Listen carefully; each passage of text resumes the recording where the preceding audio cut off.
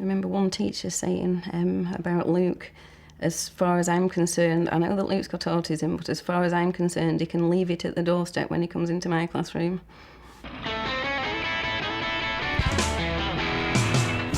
Including pupils on the autistic spectrum may be very challenging for teachers.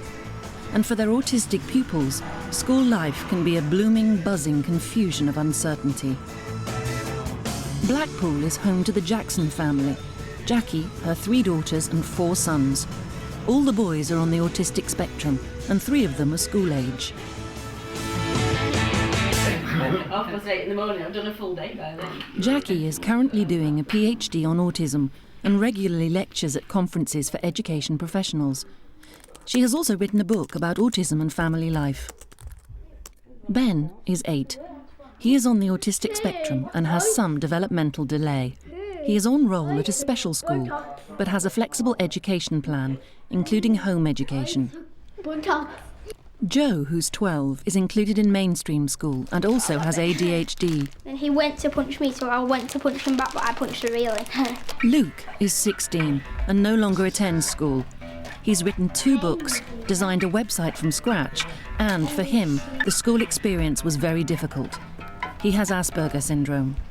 Sorry, that was just me messing about. Action! Describing autism is such a hard thing to do in the first place. I mean, it's characterised by what is called the triad of impairments, which is in social interaction, communication, and, or this used to say imagination, flexibility of thinking. Basically, these difficulties, if you want to call them difficulties, I prefer to say differences, just manifest in so many different ways. So some people might not be able to speak at all. Some people might speak an awful lot, but about one subject. With social interactions, some people might not want to interact. Others want to interact desperately, but do it quite inappropriately. Asperger syndrome is a communicational disorder, and I have problems with communication, social interaction, and imagination, which has recently been changed to theory of mind. I have problems in social situations. These can be anything from school to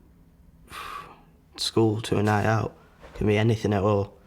But these things which people usually find easy just don't come naturally to me at all.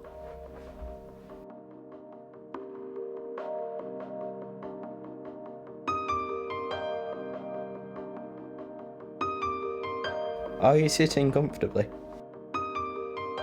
Close your eyes and imagine going into a room awash with so many smells that you feel your head is likely to explode. Now imagine sitting amidst these smells and having someone scrape their nails down a blackboard, rustle crisp bags, or make any other noise that makes you cringe. Amid such noises is the unsettling buzz of a mass of people all around you, speaking a foreign language and occasionally glancing over at you and expecting you to make some acknowledgement to their unfathomable utterances.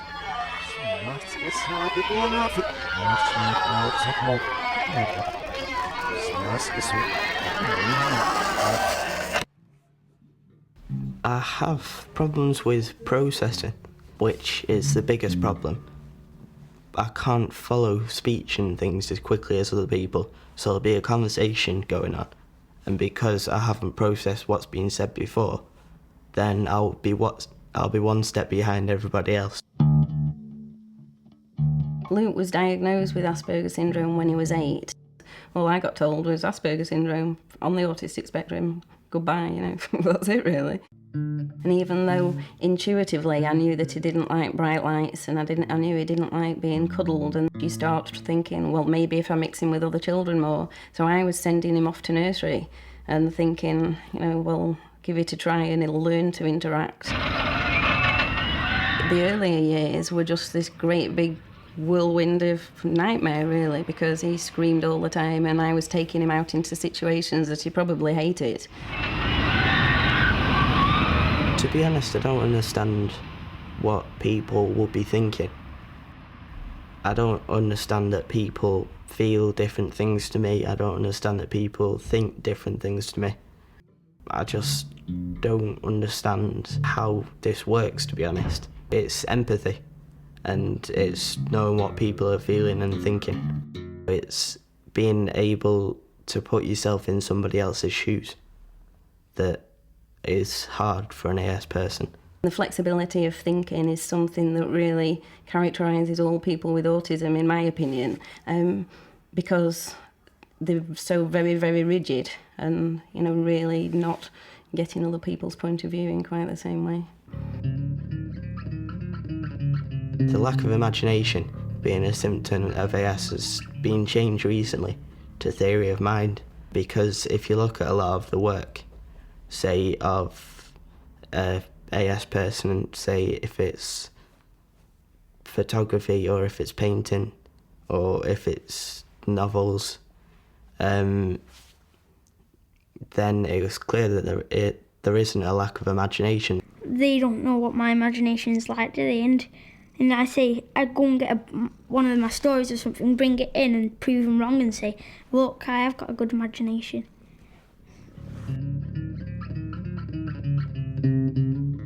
Every single day all of these come out of the cupboard and get lined up on the windowsill because Luke likes the way the light shines through them. So we've got a bit of an ongoing battle, actually. So I put them away and he gets them back out. It's indicative of autism that they like to line things up, but that's also quite a problem at school. That was something that Luke used to get bullied for an awful lot, because he used to have his pencils lined up in a certain way before he started work, and other kids used to know that if they moved one the wrong way around, Luke would start screaming, and that used to get him angry. Yeah, Luke.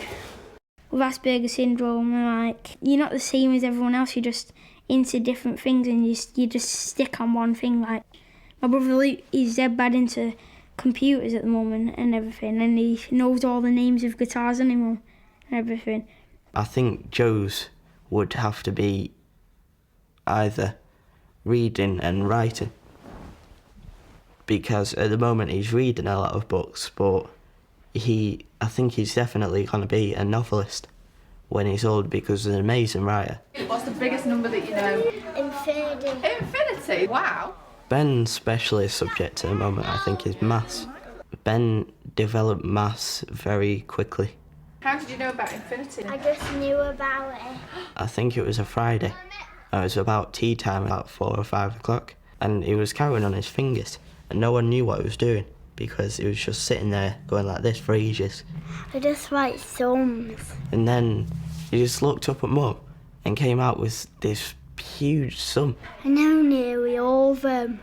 Like 346 plus 42 plus 85 plus 7 plus 2 plus 56 is this. And then came out with this answer. And Mum just checked it on the calculator on a computer.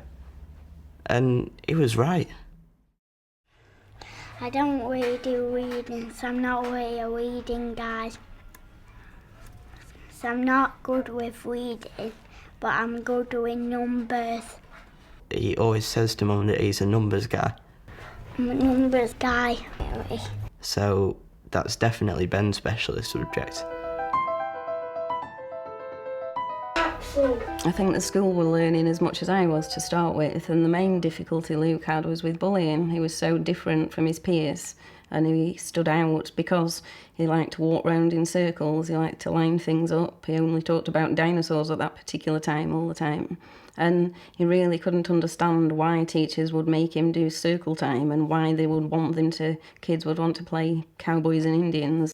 When I was at school, I had a group of friends who basically just knew me, like, for who I was, and knew that Jackson was a bit weird, and just, like, understood, like, the different difficulties that I had at school.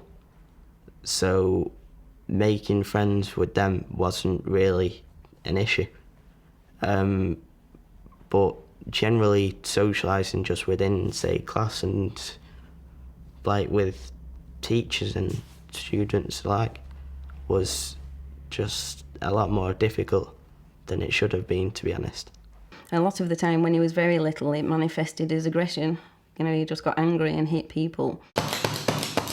But as he got older and he started school properly, He just really withdrew into himself, and he was quite isolated and in his own little world in a way. Quite unhappy little world, I think, because he didn't really get what was going on. Action! What we're going to do today is we're going to look at experimental probability. We've looked at probability before, Joe. Thank you. Joe is 12 years old, and Joe has a range of all sorts of complex difficulties. The most one that presents is attention deficit hyperactivity disorder, ADHD, and all of the language difficulties that are associated with Asperger syndrome.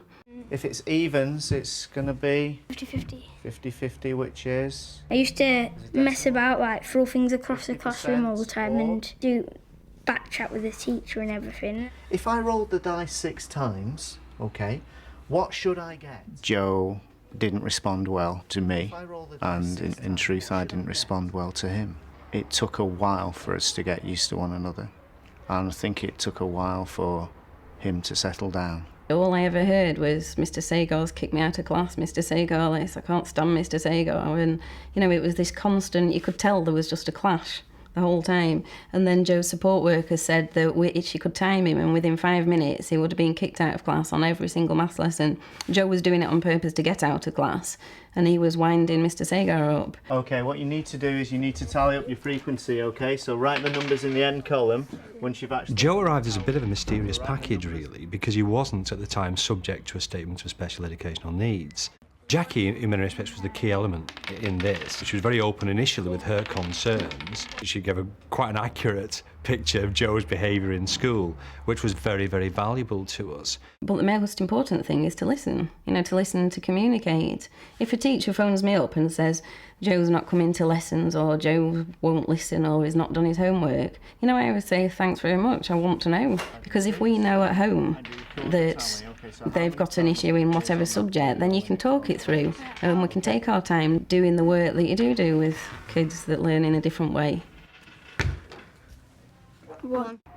There was a period that we went through where Joe actually worked on his own away from the classroom, and I wasn't particularly happy about that. And it came to a head one day, and we sat down and discussed it and said it wasn't going to happen anymore. We were going to try and work together rather than work against one another. I didn't really listen. He took me into the surf unit, closed the doors, and just we was there for ages, and he was just going on about stuff but I was just, there's a keyboard next to me, so I was just going doing on the keyboard, and he was there going on, and I was like, but I could tell he was trying to get to me, and he did. When I actually sat down and talked with Joe, I didn't understand what the problem was, and I realised that he'd got difficulties there, which I was aware of, his particular difficulties, but he just wasn't responding. So we sort of sat and discussed and looked at the way that we could actually take the lesson onwards. I listened, but I didn't. I knew what he was saying, but he went on for too long. So he meant to say you need to improve, and you're not getting it right at the moment, and you're not going to get a good education if you don't get on with your work properly and everything like that. And I adapted my teaching styles, not just to suit him, but to suit the whole of the group. And from there, it seems to have been a pivotal moment, really. And then it went quiet, and I said, what's going on in maths? And Joe said, it's ace in maths now, he plays music. So I said, that's quite interesting, because Joe works better with music. We made pizzas, symmetrical pizzas that we cut into fractions. Quite a lot of the time, we're looking for data handling. Well, why not get primary data? What I've become aware of is to try and give it some form of meaningful context for Joe and the other children in the classroom. Well, once he let us run around the field, and we had a stopwatch each, and we were timing each laps round. But then we thought that was dead good, but then we got back into the class and we were doing work on that, but that was dead good. Looking at things that they can get involved with and that they're going to remember and relate to, so I can relate to it into the classroom. We get to do the work, but we're still learning and everything. It works for Joe, You know, it burns off his energy. Joe is a hands-on learner. It works far, far better for him. But it also means that he's not disrupting the rest of the class quite the same. Ben is 8 years old with autism and lots of his own other little added bits and bobs. He has an uneven profile, as children with autism do, so he's good at maths, he's absolutely amazing on the computer, the PlayStation, and other things. He has learning difficulties, so he developmentally is a lot below his age. Like, on websites I really like, but there's some scary games on some websites, so I don't go on. He couldn't walk when he was 4, couldn't speak. Blatantly obvious he had special needs. It wasn't a case of working out what was wrong. He could have had a flag on his head saying autism at one time, but I was determined that with him, he wasn't going to, you know, have the same kind of difficulties that the others had. I kind of negotiated a deal where I was going to flexi-school him. So it's written in part 4 of his statement that he's part shared, so I teach him at home a couple of days a week. I don't go to calls on Fridays. What do you do on Friday then? I do her medication. As a parent, you spend all of your time when you've got children, particularly children with a hidden disability, trying to pick out what I call autistically friendly teachers. The school that he's going to, I can't fault in any way. It's an excellent school. The head teacher was receptive. Ben is on roll at Woodlands Special School. They have developed a flexible education plan with Jacqui, which features inclusion at mainstream school St John Vianney. Ben came to us initially into our early years class, and when he started with us, it was very much getting Ben into school, getting him used to the new routines, all the sort of new things that are involved in school life. So building up his confidence. But something I don't like about Woodlands, all of it is too easy for me, and I really like harder things to do. When we felt he was ready for some mainstream inclusive experience, he started coming through to St John Vianney's. Okay, we're ready to get on the bus. Now we've got to the stage where he actually spends the majority of his time in school, his school time at St John Vianney's. Certain children taken out from Woodlands and over to the resource base. And he used to talk about liking his talking kids, and he loves playing with his talking kids because some of the, a lot of the children in his class at the time, they do now, but didn't speak. Something I like about St John's, what you don't do at Woodlands, like your friends know what I really mean, but at Woodlands they don't.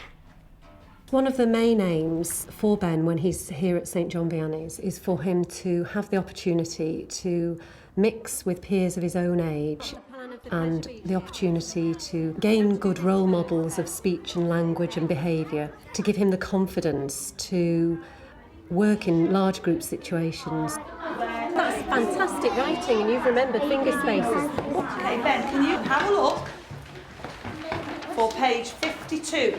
One of you two is going to include Ben, because you've got... Today's lesson is to join in with the oral part of the lesson, where it's the whole group working together, and to see if he can, on his own initiative, answer questions, put his hand up, and just take part with his peers in the class. Okay, if it was £10 and you only took £5, Ben, what would happen?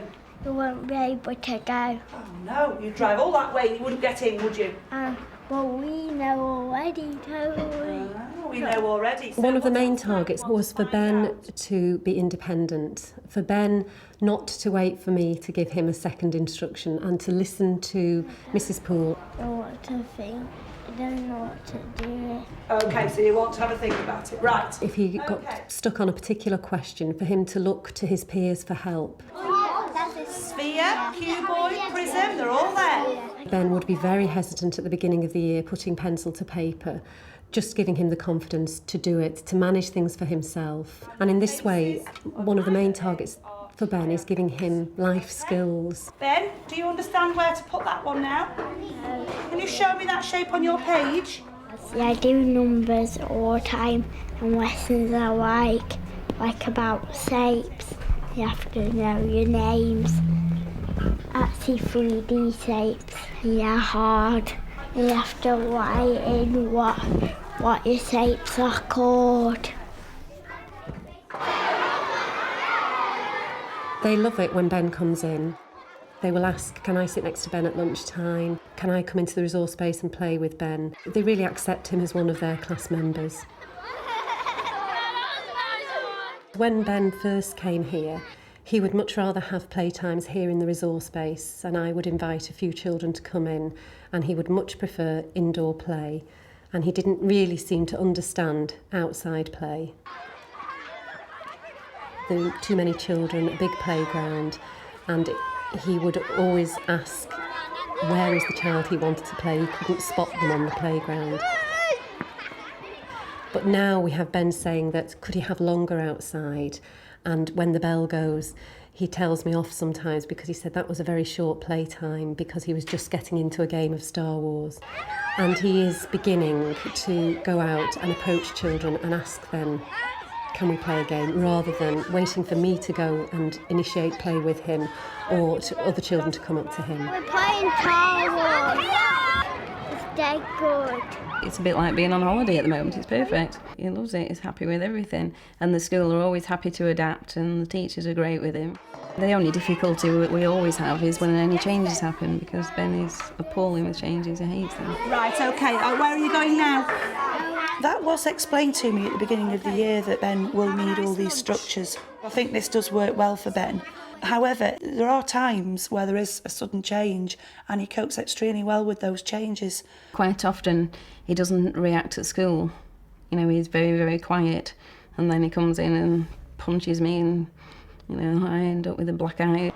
It's me that suffers an awful lot of the change. You know, they fall back when they change anything. But that's his education in a nutshell, really.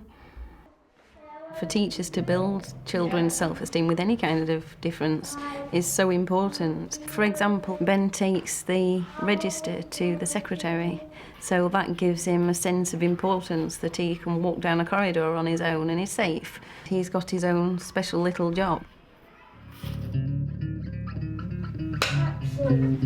School is just amazing. Different social situations, different expressions, and different things to distract you.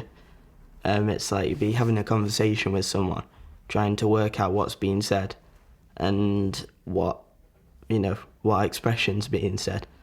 But meanwhile, just to make it a little more difficult, then you have bells ringing in the background, you have people running around beside you, you have to think about what lessons you're going to and like what you're doing next. It just all makes it so confusing. Children with autism or on the autistic spectrum are visual learners in the main, so work a lot better with pictures if they're younger children at schedules. But if schedules were made, put at the door and said, have you written your homework down? Have you picked up your bag? Do you know where your next lesson is? Then it would benefit all of the children. I'm a more auditory learner, but my brother is a very visual learner because all people are so different and each has their own different subjects and each has their own things that they're good at. Then it depends completely on the person and what they find interesting and what they find they can do. There is a lot of positives.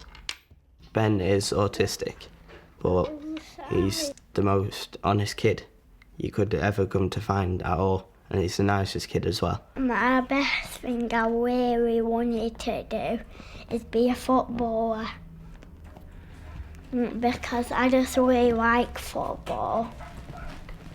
Joe is ADHD, but he has the best imagination of any kid around that I know. And I've got a pet fish,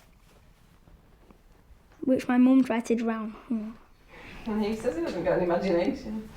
I find writing easy, which I suppose would be a skill that had helped me in later age. So far, Luke has written 2 books, a guide for other young people with Asperger syndrome, and another about the benefits of a gluten and casein-free diet for people on the autistic spectrum.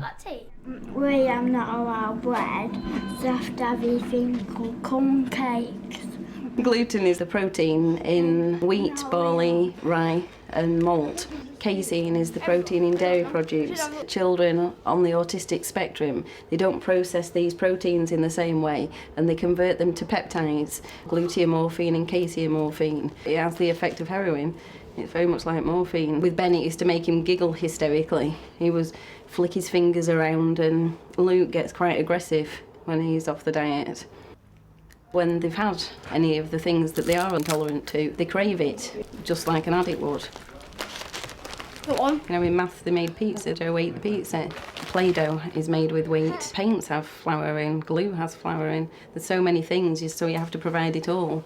Can't go out to restaurants or on school trips, have ice creams or anything, but it's in Joe's statement, but it still gets missed. My advice to someone who was expecting a child with complex difficulties is to really involve the parents as much as they possibly can, as early as they possibly can.